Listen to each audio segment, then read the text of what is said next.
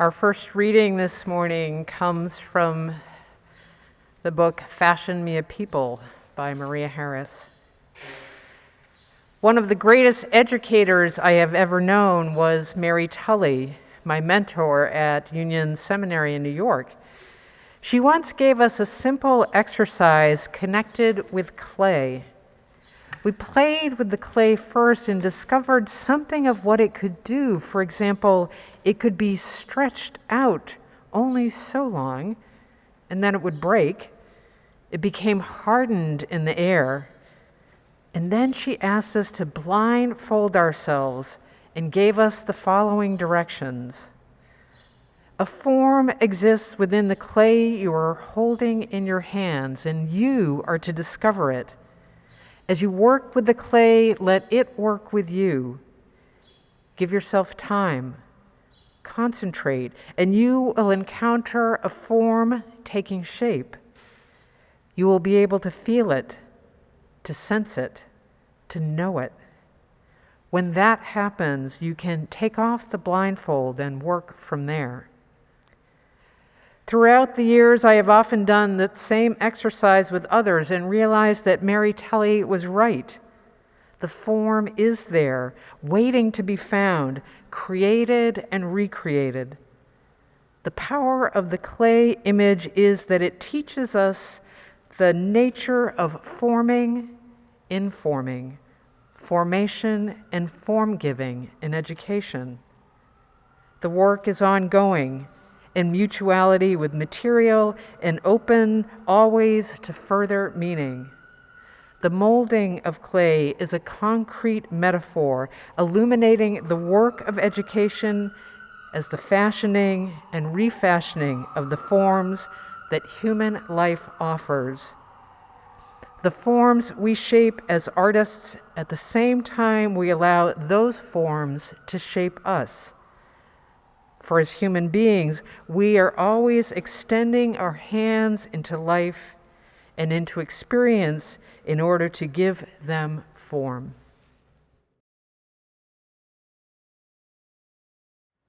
When we were preparing for this service, Alyson and I discovered that we had a mutual love for the writing of Maria Harris, whose words you just heard a moment ago, and who you'll hear from again later in the service.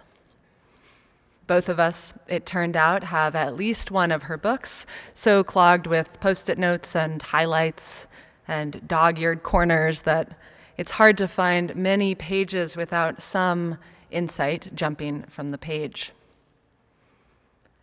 Harris was a prolific writer and thinker around religious education. A former member of the Sisters of St. Joseph, and an educator in both Catholic parochial schools and non-denominational seminaries. Even though she writes explicitly about religious education in a Christian context, when I first read her work, I was sure she could be a secret Unitarian Universalist. So aligned is she with a vision of education akin to our own, one that moves from a top-down didactic approach to faith formation and towards a more collaborative and exploratory model, one with a more explicit orientation towards justice-making. Though much of her writing was penned decades ago, Harris's ideas maintain a visionary quality for contemporary readers. She offers a framework for thinking about and doing religious education ministry that moves away from religious education confined to a classroom or limited to our young people, and towards a vision of religious education in which the entire congregation is involved in educating and empowering one another and the community as a whole, and for the purpose of engaging in ministry in the midst of the world. Of course, she's not proposing that we do away with our fabulous religious education teachers and amazing classes. In fact, I'd say it's actually all the more reason to celebrate and lift up and prioritize that work and those people. but rather that we situate these critical elements of education in a larger context of the educational program of the congregation. Or simpler put, that we shift from thinking about the church as having a religious education program to conceptualizing of the church as being an educational program. To use a more familiar term, shift to thinking of the church as a teaching congregation, which this congregation definitely is, and not just in name.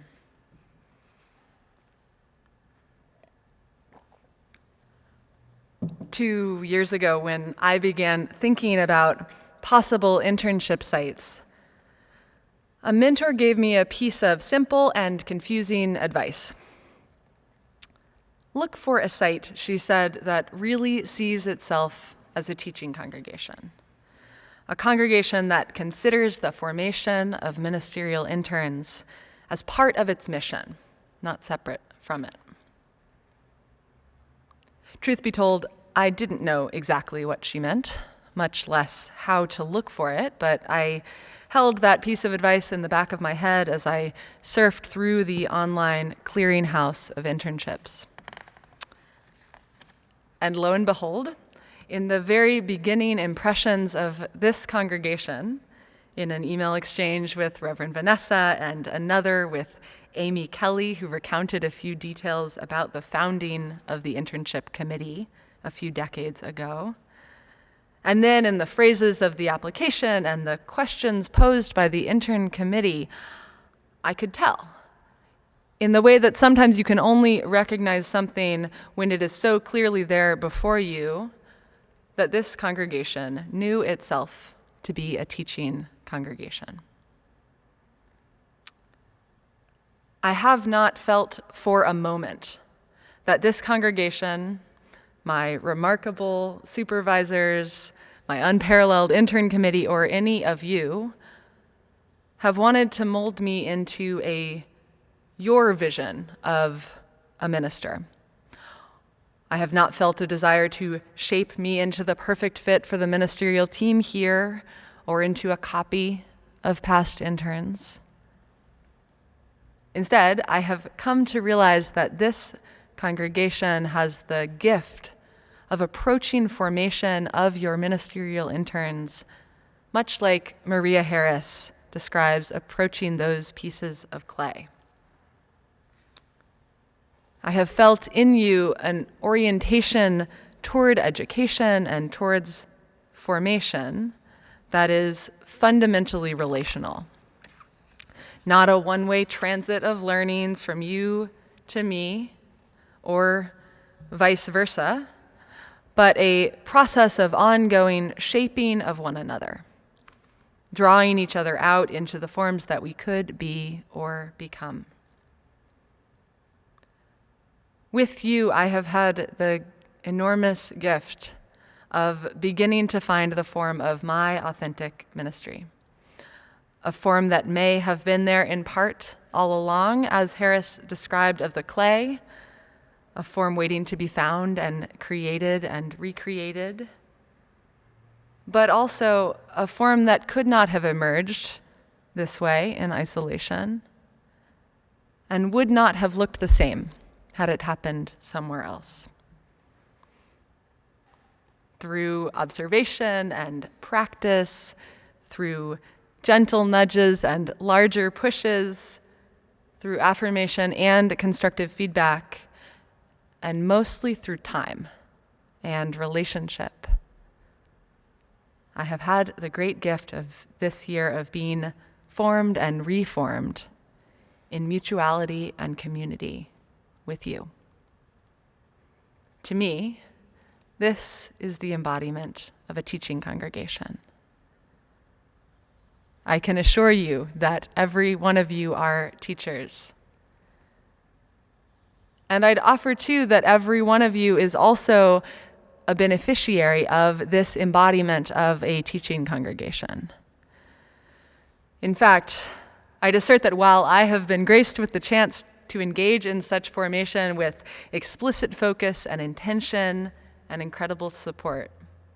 Thank you. I would assert that being a teaching congregation in the largest sense means seeing that commitment to formation that you all demonstrate to your interns in spades as the same orientation towards the children and youth of this congregation, and frankly, to every single person here. Now, plenty of that formation happens in the classroom, in our religious education classes for children and adults, but it happens elsewhere too. In the marking of rites of passage, in the honoring of yearly traditions of beginning and ending, in how we respond as a community to the challenges in our world and the challenges that come from ourselves. The curriculum of our teaching congregation then, as I think Maria Harris would agree, becomes the entire course of the church's life. Not just the classes, but worship and justice making and even administration of this institution. And not just the explicit curriculum of what we say we do in those spaces, but the implicit aspects too. How we do these things, how we care for each other, how we invite each other in to growth, how we organize our physical spaces and our Zoom meetings, how we nurture our young people, how we welcome in newcomers. As we engage in all of these aspects of being a religious community, we are co-creating the curriculum of this congregation. And we are all learning from it, all the time. We are always in formation, being formed by and forming one another. So, taking up this mantle of being a teaching congregation in the largest sense, I think means shifting toward thinking about every single person of every age as among not only the teachers, but also among the learners. And as teachers and learners, we fashion ourselves as with Maria Harris's clay, with patience and openness to the gifts latent in each one of us and in our collective. We enter into a process of ongoing formation, shaping and being shaped by one another. And in so doing, we shape who we will be and become together, and what we will bring forth into our beautiful and hurting world. This is the power of religious education, and this is our promise as a teaching congregation. May we live further into these gifts together. May it be so. In the opening of Maria Harris's book, From Teaching and the Religious Imagination, she tells this story. In his poem, Brief Thoughts on a Map, Miroslav Holub describes how a young Hungarian officer sends a detachment of men into the Alps. No sooner have they left than heavy snowfall begins. The landscape is blotted out. The men do not return. Frantic and guilt-ridden, the officer reproaches himself. His orders have condemned the men to death. 3 days later, however, the men came back. How can that be? How could they possibly find their way? Well, they admit they did give up for a bit. Then one of them, reaching into his pocket, found a map. And so they waited out the storm, and then using the map, they found their way back. The officer borrowed his remarkable map back and had a good look at it. To his surprise, he found it was not a map of the Alps, but one of the Pyrenees. Because his troops had imagined the power to return home, because they believed they had the capacity to survive, they made the impossible possible. Our church community navigated a vast and unknown mountain pass this past year, filled with ups and downs, unexpected turns, sharp and painful twists, and along the way we witnessed tragedies beyond imagination. There was no map to guide us. Instead, we summoned our collective imagination and charted a way, making adjustments and corrections as we soldiered ahead. We learned new ways and reinvented old ones. We got stuck in the drifts now and then. Amidst the seemingly endless travails, we paused to take in vista points filled with grace, beauty, mystery, wonder, and love. As we begin to plan our way back and our way forward, it's a good time to ask questions and imagine the kind of map we need to move ahead. To grow spiritually, ethically, morally, religiously, to explore the depth of what it means to be human and how we make meaning of our lives, requires us to traverse a wide range of terrains and topography. There are many paths, but we share a destination, the beloved community, where we ground ourselves in the radical work of love and justice. One way we move towards beloved community is through our teaching, our learning, and our imagination. What we teach and how we teach, what we learn and how we learn, what we imagine and how we imagine will get us closer to our dreamed destination. What has this last year taught us about being a faith community?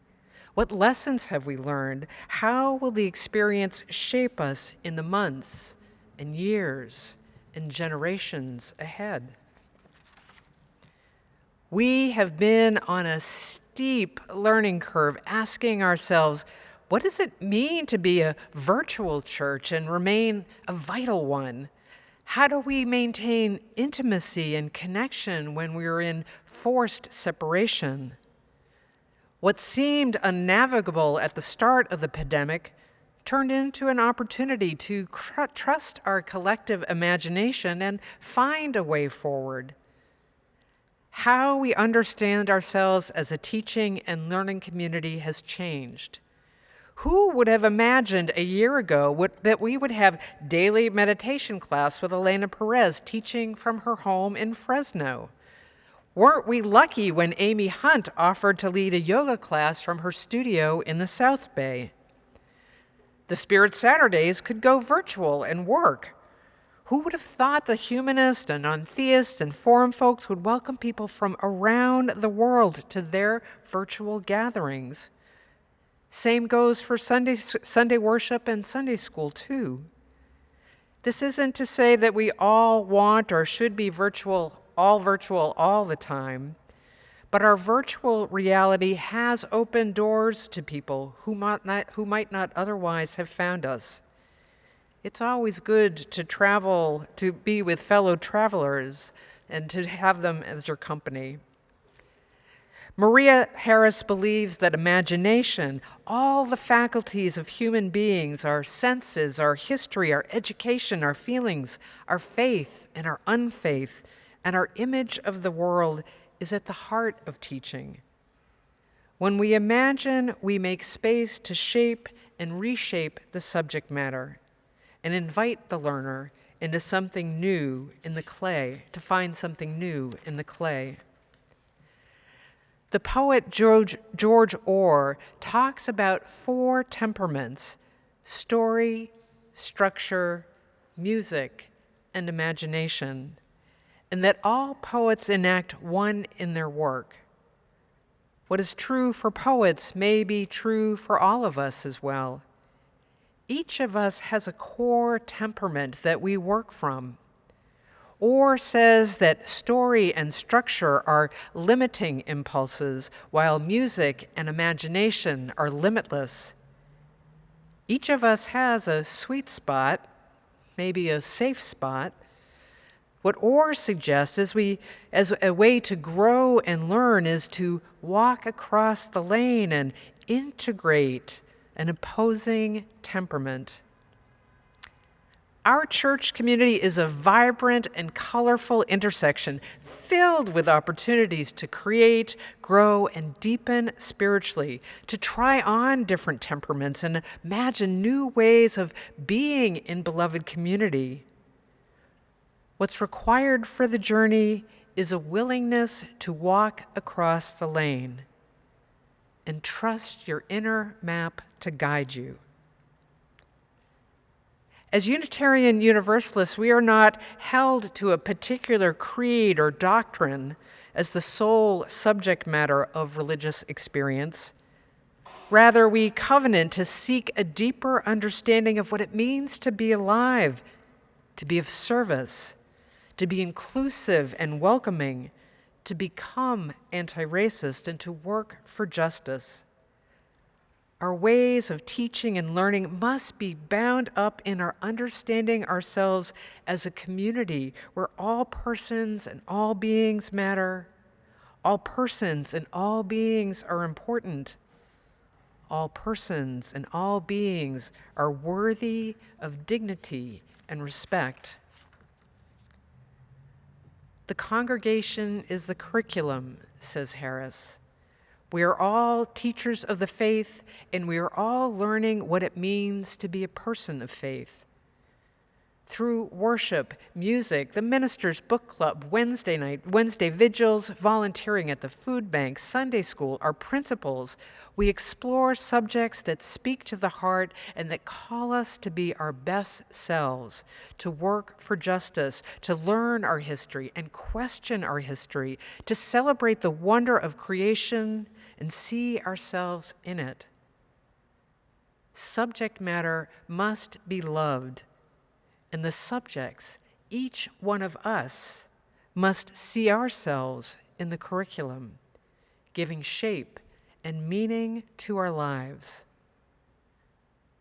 Maps show us how to take risks. Which mountain paths shall we take? How to take care. Check out those rest stops and restaurants. How to take time. Don't forget the scenic route. How to take steps. Shall we walk, dance, ride our bikes? Maybe there's a ferry that will get us where we want to go.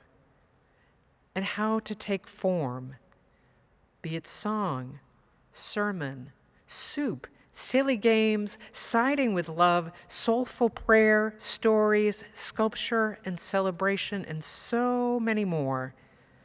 Maps can guide us towards the promise of beloved community. Let me close with a story from the poet and teacher Richard Chess. He writes, "In the heart of the matter, poetry and spirituality, I asked the students for their most recent writing assignment to look at the letters of one of the short poems they had written earlier in the semester, using the Chinese system of pictograph writing as inspiration. What images, concrete nouns or verbs, are suggested by the shapes of the letters? Translate one of your earlier poems, letter by letter, into these images. Thus, T equals temple, H equals horse, U equals well, S equals river. Now use these words in a few lines of a poem. In the temple, the river of well-being flows from worshiper to worshiper, while outside, a horse tears grass from the pasture. That morning, he says, for the 10,000th time in my career as an educator, I listened and responded and listened and learned together with the students. When we began the class, I didn't know where the conversation would lead, how and if we would connect to what we had been reading and writing. But somehow connections, surprising and revealing, were made. Somehow, with the help of the imagination, we created and discovered a sense of connection to each other and to something greater than the sum of the individuals present in that room. Friends and fellow creators, map makers, imagineers, travelers, teachers, lovers of learning, we carry that map in our hearts, in our hands, and it's leading us into this space, to this time, to this moment. Together, we will chart a way forward through the mountain passes and over the river to worship in rich pastures of the promised land.